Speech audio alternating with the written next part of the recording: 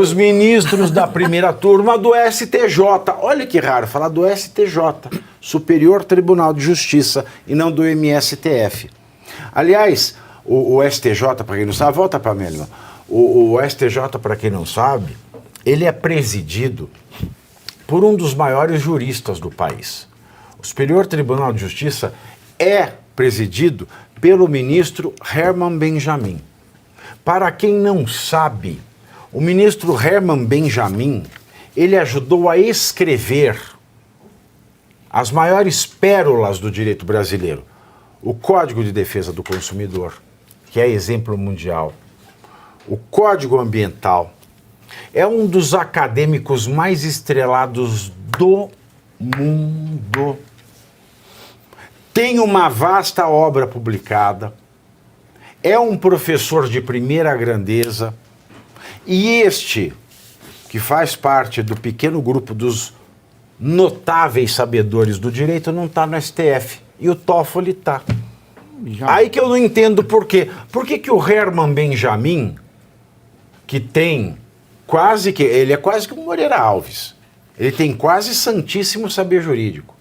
Por que o Herman Benjamin está no STJ e tem essas tranqueiras de Toffoli, Cristiano Zanin, que não tem nem pós, Cássio Conká? Sabe, eu não entendo. Então vamos falar do STJ. Os ministros da primeira turma do STJ decidiram ontem que Jair Bolsonaro não pode ser responsabilizado por meio de ação popular por atacar urnas eletrônicas durante seu governo. O tribunal analisou um pedido para que as declarações de Bolsonaro contra a Justiça Eleitoral fossem declaradas falsas.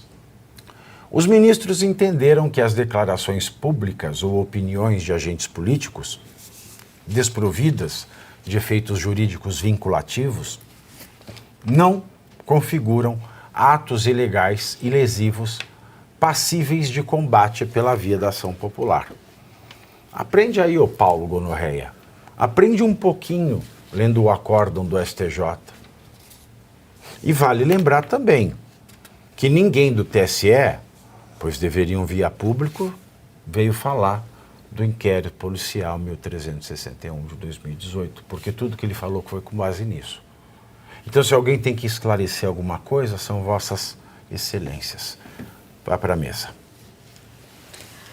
Olha, aproveitando essa notícia aqui do que o STJ tomou essa decisão aí, a gente percebe em todas as instâncias, né, uma perseguição, além da questão da perseguição política de alguns ministros do STF, principalmente Alexandre de Moraes, nesse abuso de poder, nessa ditadura instalada. Fala para ele assim. Busado. Abusado. Não, busado. Busado. É que é igual em Minas. Igual. Não, busado. Não. Busado. A gente fala igual, não, tá? Aqui.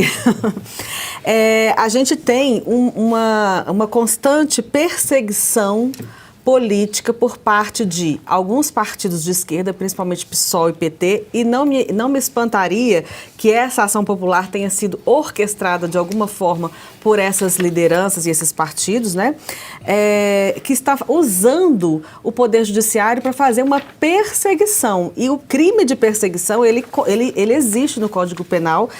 Eu vi uma entrevista do advogado Jeffrey Schichini, não sei se o nome dele se pronuncia dessa forma. Eu não sei se está correto, mas é Schichini. É Schichini, eu achei Schichini, é diferente, né?